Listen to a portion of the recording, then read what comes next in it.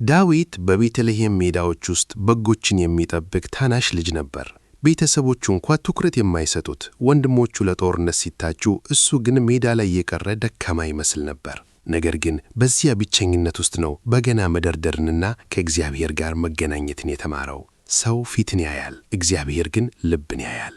ነቢዩ ሳሙኤል የዳዊትን ታላላቅ ወንድሞች አይቶ ንጉሥ የሚሆነው ይሄ ነው ሲል እግዚአብሔር አልተቀበላቸውም ነበር። ዳዊት ከሜዳ ተጠርቶ መጣ።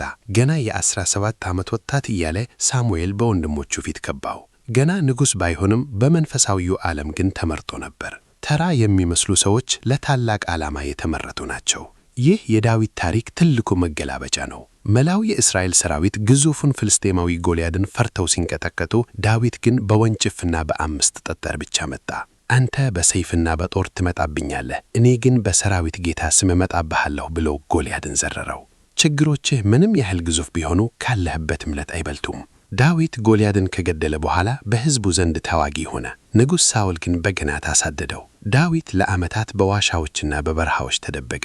የሚገርመው ሳኦልን የመግደል ዕድል አግኝቶ እንኳ የእግዚአብሔርን የተቀባ አልነካም በማለት ለጠላቱ ክብር ሰጥቷል። ታላቅነት የሚለካው በሥልጣን ሳይሆን በባህሪ ነው።